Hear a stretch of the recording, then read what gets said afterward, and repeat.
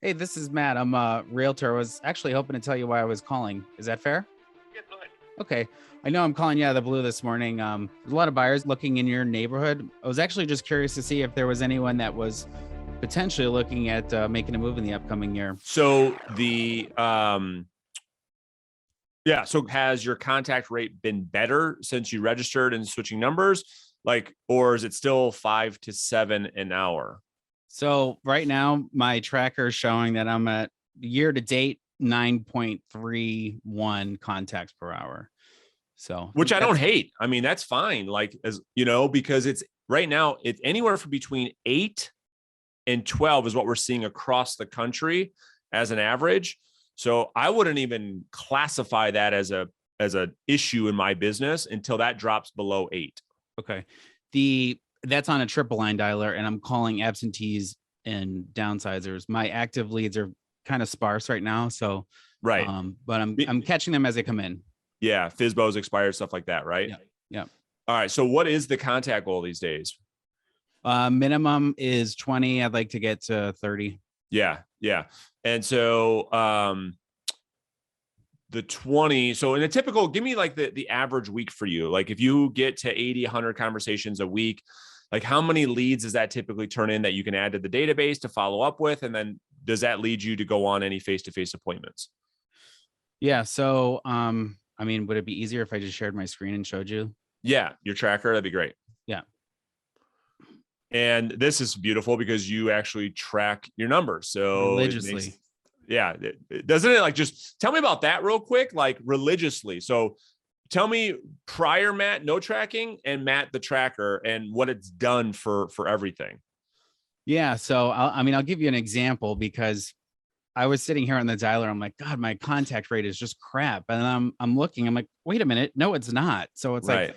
it takes the emotion out of it and actually puts it on paper. And it's like, no, actually you are on track, or it tells you if you're behind or not. So this is year to date that you're looking at right now. All right. So let me break. This is perfect, actually. So this is just like, so this brings me back to like when I used to coach people just one-on-one. And I think I'm going to get back into some of that, just so you know, but like, let me just look at this for a second. Cause I want to just pay attention. So you've got, all right. So I want to do a little bit of some pacing work here for just a second. So let me just see this. So you've got,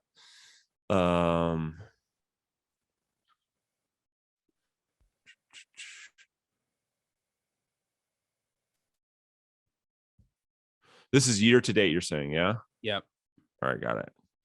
And again, the majority of these are long-term nurture leads. So it's probably going to take a while for what Absolutely. I've done to even come into play, you know? Yeah, well, that's what's going to be so great about tracking this throughout the year is to see your nurtures into conversions. Okay, so 36 contacts to generate a lead. All right, so you're 320. All right, let's talk about the next one. So let's talk about line 4.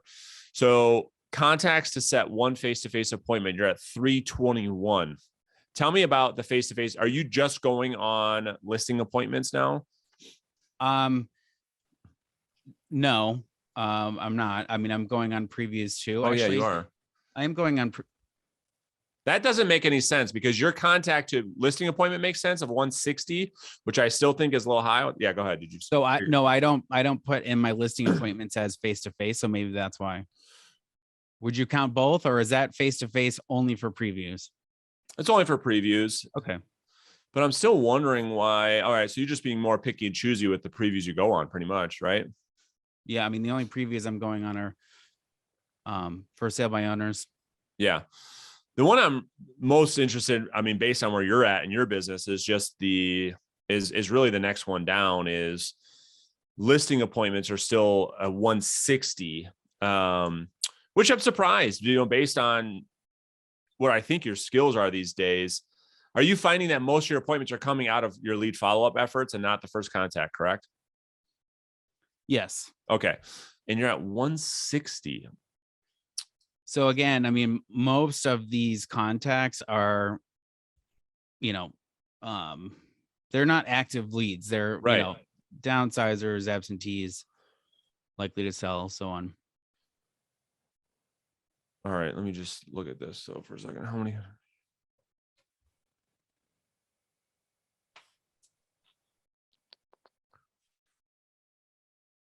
Well, that's good. You made it over the $100 per hour prospecting. That's a huge thing for people.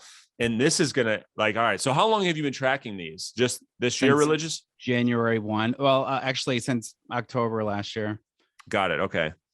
So to your point, your database, which hasn't been reflected of your pipeline maturity, which this year should really be a huge part of your business. It doesn't take in what you're saying is it doesn't take into consideration any of those yet, because Right. all the leads you're putting into your pipeline right now, like you've generated 36 seller leads this year, of which none have converted yet, correct? Because we're only 45 days in the game. No, two have converted. 2 have converted, but the majority haven't yet. Right. And the 36 of those, are the majority of those absentees and downsizers and nurturers, or some of those are FSBOs too? Most are, there's maybe like maybe less than 5 that are, expireds, canceled. 1 expired, 1 canceled, and maybe 1 FSBO. All right. So this is exciting for me because I like to build your business. I mean, the now business, you got to keep hitting like you're going to do, the FSBOs and expires are fine. But like where the business becomes very, very valuable, and this would be the first year you experience this, is when your seller nurture start to convert and they start to turn over. Like once you fast forward this for 6 months, you'll be in a really nice space, because those leads, as you know, have a lot less competition, and the average commission will be higher because you won't get beat up as bad as in your commission with FSBOs and expireds. And that's the business model that I really like. So walk me through what it looks like to get into Matt's database and how you're defining those 36. I'm just curious there. Yeah, it's not 100% what you say. And how close is it? How close is that? Because that's where I really want to uncover that real quick. Yeah, probably 75%.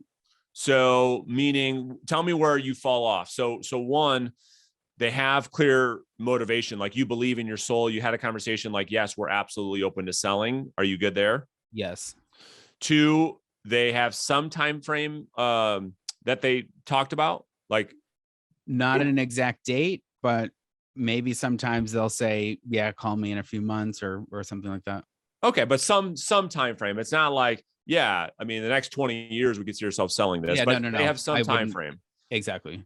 All right. And then what about the opportunity? Do you get into that conversation? Like when the day comes, are you open to, having a conversation with me? 100% of the time. Okay, beautiful. And then emails captured. That's where I could probably use some I could focus on. Okay. So the email is going to be a big part, because in the conversion process with this, I call it this SLD, the seller lead database, email is going to be your best friend. So when we talk about the weekly emails, yeah, those are cool for FSBOs and expireds, but think about this. These 36 people, and then next month there'll probably be another 30 and another 30 and another 30 and another 30. Think about the value of this weekly email, especially if you're doing custom content. Like if you're writing an email or doing a video through BombBomb, the relationship is going to be so good by the time they get to the point of listing. That email is going to do all your conversion for you. Okay. Leverage that thing so hard. And so the exchange there is just like a website, right? You opt into a website for your email address. You got to just do that on the phone. So the thing of value, the exchange there is certainly your resume. You can use that, right? Certainly you can leverage to say, hey, I'll keep you up to speed with the value of the home. So when the day comes where you think about selling it, you can have known like what your market has done. And so, and I'd be happy to do it, so what's the best email? So is it that you're getting pushback on the email, that you're not trying for the email? Tell me about that.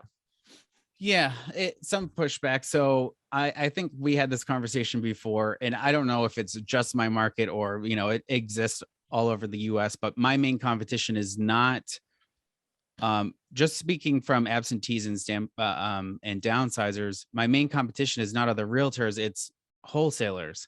So a lot of times they're telling me, the first thing you're telling me is, oh, are you trying to buy my house? And I say, no, I'm not. I'm not an investor. I'm a realtor. Be looking to get retail value for your home.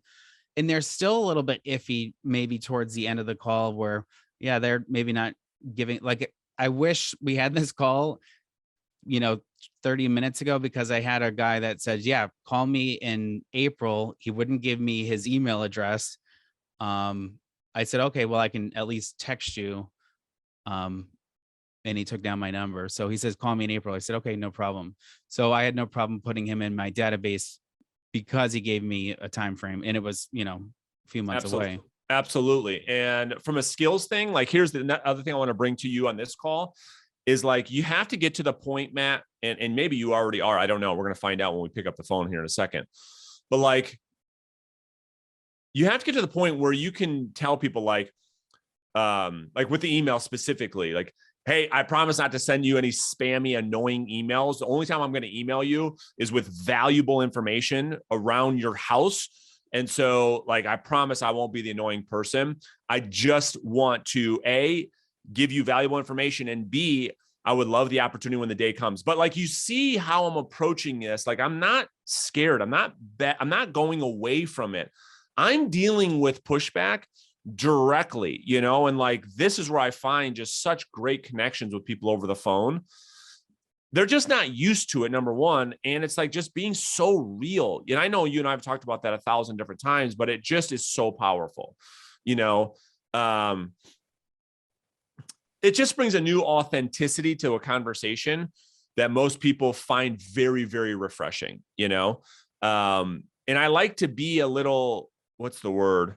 I like to push that a little bit. What I mean, push that, like, if I'm talking to a prospect, is like, when I talk about the future, as an example, let's just say I'm generating a lead. I'm having the lead conversation. Like, I'll say things like this, like, Matt, like, dude, I don't expect you to make any obviously decisions on this phone. We've never met each other, but my intentions and my goal over the next couple of months is to stay in communication with you. And when the day comes, at least have an opportunity to show you what I can do to get your property sold, knowing that you have all the options in the world, but at least, I want to show you this plan that's worked for so many other people. Would you at least be open to that when the day comes? Stuff like that to give people more context, to make it more real, instead of, and I'm not saying you're saying this, or I'm not saying you're doing this for a second, but here's what I see, is still people like forcing these opportunities when they're like such weak conversations, because we were like, not you, but people are just so intimidated by these conversations over the phone that they got the very minimum, and like they're forcing the lead, and so where you're at with your skills, with your mindset, I would hope that like we can just have more conversations that are way more intentional while having fun, while having a breakthrough with people over the phone, and you become a lot more memorable, if that makes sense. Yeah, it definitely does. And I'm not as, I mean, I try not to be attached with any lead source, but even more so with this lead source, there's like thousands of them. So Exactly. I don't really give a crap. Like if I go a little bit too far, or maybe, well, the thing is, like, going too far, like running the play, is the thing that gets you more conversion. right. That's kind of what I'm saying, is like I'm a little bit lost for like what I'm trying to, like, the word would be perfect. Like, but when you and I speak the same language as far as staying in the pocket, like when you're just like, well, let me just have a deeper conversation with this person versus just ending it because I sense like they want to end it. That right there will be the thing that brings you closer, where you could prolong the conversation and increase the quality of opportunity. That's what I'm saying. Okay. That's where I probably need to do a little bit better, is like you said, they're trying to get you off the phone. I need to do a little bit better of maybe staying in the pocket a little bit longer. And you'll probably see that. Yeah. Yeah. And so this is where, like, I bet you the skill that would benefit you the most is like, if you feel something, to say something. So when you can sense them wanting to end the conversation, you can bring it up. Like, this is the foundation of human connection, as you already know. I've taught you that before. So when you don't bring it up, when you avoid it, you actually become more annoying to the prospect. Yeah. So like, if you sense it and you feel it, you have to bring it up. Whatever it is, whatever the thing you sensed, like, you could just kind of talk about it, and they're going to like, that'll bring you closer to the person. It'll make you more real. It'll make you more attractive. It'll make you more authentic. It'll be easier for you to connect with them. Cool. Yeah. And I try to do that. I mean, you'll see, but Cool. I need to expand on that. All right, let's jump on the call. Are you going to be calling absentee owners, or what are you calling? Yeah. Absentees. Perfect. Let's roll. Just got it from the share group. So giving them a lot of business to share. I know. Are you finding that numbers are correct though? So talking about answer rates, your answer rates are okay. Mostly. Mostly it's good data, right? Yeah, it's not like perfect, but wouldn't expect it to be. Yeah. I'm using the triple line, so you're using Mojo? Yeah. Yeah. I have both. Yeah. But I try to I want to make the most out of my time. Let me know if you can hear this okay. Oh yeah, 100%. Okay, cool. And this is a clean number, so it should be okay. Perfect. I'm away from the phone right now, so if you'd like to leave. Way better than the single line dialer. Oh yeah. Are you dropping voicemails? No. Okay. I forgot it has that option too. You need to be with these mass dials like this. Okay. With these absentee owners, like they'll call you back. Automatic voice message system. Because you need to monetize all these no pickups. They need to be dropping voicemails every single time.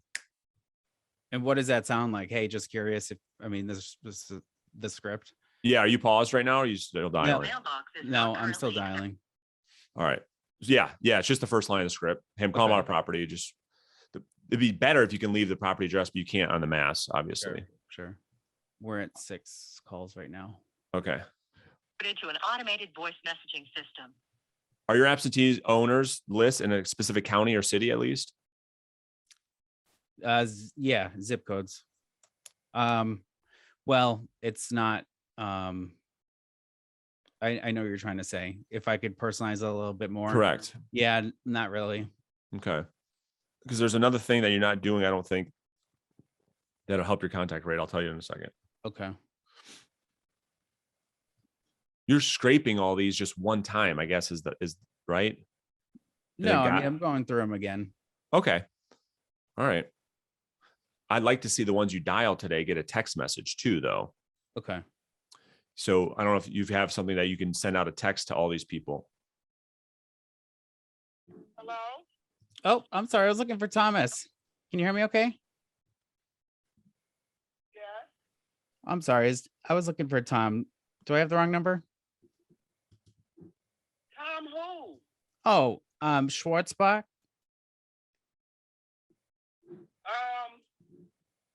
He doesn't live here.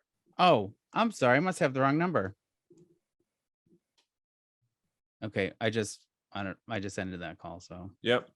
I reference the property address versus the name that may or may not be pronounced correctly. You know how the trouble I have with that. So reference the property address. Say, I'm calling about the property here on blah, blah, blah street. Is this the owner? Okay. Because we don't. Hello? Oh, Mr. Lee? Yeah.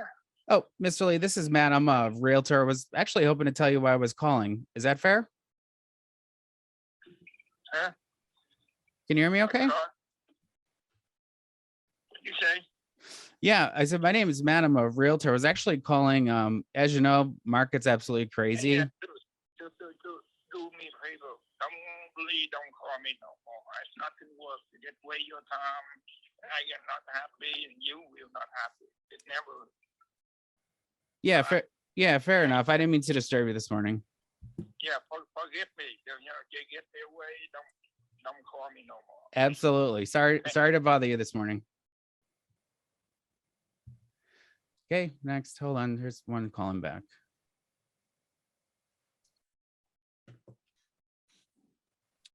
No one's home. Leave a message. Yeah. Definitely reference the property address faster. Okay. So when you get their name, it's the right person. Get right into, like, you get your opener, get their name, opener. Hey, I was calling about this property address here. You still own that? Because it piques their curiosity really fast. Okay. Yeah, what's up? What's going on with that? Right. Then you can get into why you're calling. Okay. Hello, Miss Meta. Yeah. Oh, hey, this is Matt. I'm a realtor. I was actually hoping to tell you why I was calling. Is that fair? Yeah, go ahead. Okay. I know I'm calling you out of the blue this morning. There's a lot of buyers looking in your neighborhood. I was actually just curious to see if there was anyone that was potentially looking at making a move in the upcoming year or so. No, not that I know, because everything around us is pretty packed. Nobody's moving. They can't find anything else out there. I know it's crazy. So, I mean, I guess if values keep going up, is selling something that you would consider in the future, or are you staying put for a while? Hell, I can't find nothing out there. Yeah, So why would I sell? You know what I mean? That is the problem, you know? right. I know it. Yep. Cool. So you're staying put All for a right. while? Thank you. Yeah. Okay. Yep. Thank you. Cheers. Thank you. Bye-bye. Whoa. Okay, Brandon, be interested to hear what you'd say. Oh, that was a good contact. That was a really good contact. I mean, that guy, he knows the market. Like I heard a little bit more interest, right? Okay. So like, had you found something, would you move? Yeah, Would have been a great, I was going right? to go into motivation. I should have. And that was great. Great contact. Guy open to having a conversation with you. There was not a lot of resistance there. He wasn't pressuring you to get off the phone. Why is it that you don't go for the address? That sounded like a circle prospecting call, or was that an absentee owner? Yeah, that was absentee. So why do you use a circle prospecting script? Like, hey, there's a lot of buyers. Why not go after the property address specifically? Yeah, that's a good question. So like that guy, right? It's like, Mr. Lee, I was calling about this property on 123 Main Street. Are you still the owner? Well, yes, I am. Well, because he's talking about where he lives. We're talking about a property that he probably doesn't live in. We're not using a circle prospecting script. Yeah, go ahead. Well, with that lead specifically, I think he was. It looked like it was a duplex, maybe, because the numbers were only off by like 1 or 2 numbers. Dude, hold on. That's exactly my point. We're calling about a duplex that he owns. He heard you about the property where he lives. He was like, yeah, I'm not moving. We're not talking about absentee owners that are living in the property. We call about that damn duplex. Yeah. You with me? Yeah, no, I am. Huge. I mean, is this how you're running all these absentee owner calls? A lot of them. Bro. We're not doing a circle prospecting script because they hear you about where they live. They're not moving. We're calling about a property that they have it rented out or whatever. We have to change this right now in the next contact. You can never use that old approach again. Okay. Is it making sense what I'm saying? Yeah, it is. Yeah, I get what you're saying for sure. You're using a circle prospecting script where you need to use an absentee owner script. Okay. Do you know that, or do you want to role play that? No, you know it. Say, hey, we saw the home. I saw that you have a home on, Main Street here, and I was just kind of curious with property values being as high as they are, if you'd consider selling that if it made sense for you. Yeah, exactly. So it's name, Bob, you got that. You run your opener, which you nailed out, right? Calling about this address. Are you still the owner? Well, yes, I am. Then you get into with values being the way that they are. Dude, just do that. Watch what happens. All right. Because that guy, man, I almost want to call him back. I'm just telling you, like, he heard you ask about where he's living. Yeah. Which that's not the property you were referring to, correct? I have to go look at it because it was a little weird with the address. I don't know. That's if fine. It was yeah. But that's the way it's coming across. Like, you asked that guy if he wants to move, but that's not what we're calling about. Okay. We're on the same page. All right, cool. This mailbox is not currently accepted. So actually, if I can, usually what I'll say, hey, Ron. Please leave your message. Usually what I'll say is, hey, we have a lot of buyers looking in, and I'll say, like, I'll kind of reference that either that neighborhood of the absentee address or, the town it's in. You could do that. So okay. Once you address the property, do you still own it? And then you can say, there's a lot of buyers. There's a lot of buyers. Then you can run into that, right? Okay. But we got to make it clear that we're calling about this property where they don't live. Right. It's weird to hear a ringtone on Mojo. So I know. I think it probably just keeps going. Hey, George. Please leave your message for 6-1. Hey, pause that because I got another one coming on here in a second. Okay. I want to give you these couple pieces real quick. It's going to help you. Yeah, sure. So we talked about the script, altering the script, right? That's number one. You're good there. No questions. Nope. All right. 2, you got to do a voicemail drop. All these voicemails should be dropping into something. Hey, this is Matt. I'm a real estate agent.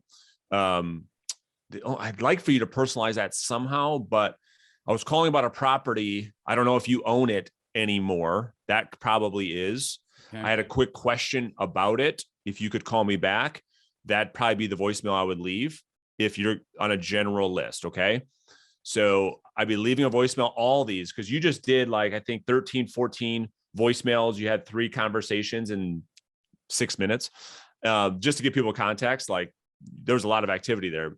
So you need to drop that. And then the third thing I wrote is every voicemail where you're dialing through Mojo and it's Bob Smith and Bob Smith says, hey, it's Bob Smith. Leave me, it's the right cell phone number. We got to mark those somehow in Mojo and then come back after the dial session. So are you doing 45-minute blocks, 30-minute blocks? What are you doing? Yeah, about 45 minutes. All right. After the block, go back to all the noted ones and then literally run the text play on manually on your cell phone. Okay. To say, Bob, do you still own the property at 123 Main Street ? Okay. At the end of every block, right? So these 3 little tweaks, I would love to see how these go for you over the next week or 2. So new script approach, you know it. Voicemail drop every single time you don't get a contact, and then marking the right cell phones with a text after the call session. Okay. Make sense? It does. Yeah. I think that your contact rate will dramatically go up. Okay. This will get you in that 12, 13 per hour, maybe even more, by the way, because everyone's doing what you're doing, like they're scrubbing through they're just calling, but there's nothing else there. Like we should be leaving the voicemail drop. So we have inbound calls coming back, going to our voicemail. So then right after that, we got 2 or 3 good voicemails. Hey, Matt, I got your voicemail. Yeah, we still own a property. What's up? Then you got those contacts, right? Those will give you 2 or 3 more per session. Then you got your text. That'll get you that 2 or 3 more per session. So you're going to have your 6, 8, 9 in 45 minutes plus another 6 per 45 minutes. So let's run this to see what this looks like when you're doing your 2 hour. You're doing 2 hours of prospecting a day, right? Yeah. Minimum on average. Yeah. All right, good. So hopefully that gets you another 8 to 10 conversations in the same 2 hours. Yeah. I see what you mean. So, let's do this again in 2 weeks. I'm going to call Jen right now and put you back on this in 2 weeks. Cool. And I want to hear how these conversations are going. If you're finding them better, because I'm excited because the circle prospecting thing, I was like, threw me off. So I was a little surprised you were doing that. Go ahead. Give me context. Can I speak to that? Please. I think I was opening up to that, and their initial answer was, no, it's not for sale. And I was trying to differentiate myself from the wholesalers that are, using a similar script and, do you own this property? Are you wanting to sell it or whatever? So I was trying to be a little bit different to let people know that, no, I'm not trying to buy your home.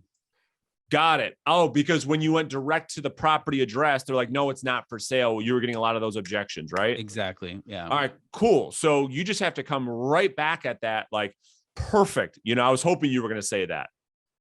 You know what I mean? Like, because it's ideal, right? So we're not looking for, keep in mind what we're doing with your SLD, right? So these calls, yes, don't mistake what I'm saying. Yes, of course we're looking for appointments. Like, yes, of course that. But like really what we're doing is it's a lead generation activity. So we're making the initial dial to look for people to put into the SLD. So when they say it's not for sale, it's like, okay, thank God it's not for sale, literally and figuratively. Yeah. Because if it was, right, isn't it true? Yeah. So you're like, okay, thank God. I was hoping not. And now it's like a pattern interrupt. They're like, okay, this is a little bit more fun. You know what I'm saying? Like, you got to have a little bit more fun too. I know, like, it maybe go against your personality, but remember I told you a long time ago, If your best friend walked into that room, they should not be able to recognize you. Yeah. Right. So that, go ahead. No, I've even opened up the phone calls. I say, hey, this is Matt. I'm a realtor. I'm not looking to buy your home. I was actually hoping to tell you why I was calling. Because I knew that objection was going to come up, and they're like, oh, okay, well, yeah. Why are you calling? Exactly. Like I even go as far as, and this is what I was trying to find earlier, was like when I do the opener, and you did a little bit like, well, maybe that was the last, I did like 4 sessions already this morning, but like, I really like to use that opener, and it works so good when I say, hey, I know I'm calling you out of the blue. I know I'm probably the last guy you want to hear from, but I was hoping just to really quick tell you why I called, and then you can determine if we should talk or not. Cool. Like, and it's fun. They're like, holy shit, this is fun. This is intriguing. So that's another spin. I really like to pull empathy from the people. Like I know I'm the last guy that you want to talk to, right? Because this is what they're thinking. Yeah. So it just works so good. There's a lot of science. We're just taking science and then we're applying it to these conversations. Yeah. Yeah. I mean, I've even gone as far as saying, like, if I know the other person's like saying, I ask for their name and they're like, I know it's them and they're trying to pretend it's not them. I said, oh, I'm a realtor. She probably doesn't want to talk to me anyway. I love it. And then they, okay, well, what do you want? So I'm like, oh, so it is Sue. Exactly. You know, it's like, we know that if we apply pressure, we get reactance. So we know if we do the opposite of that, it lowers reactance, so we're just trying to always lower the threat, make it a little bit more fun, a little bit more engaging. Yep. Cool. All right, brother. I'll talk to you soon. Great catching up. I'm glad things are going well. Let me know if you need anything in the meantime, but I'm going to call Jen right now just to get you back on the calendar for like 2 weeks. Awesome. Thanks, Brandon.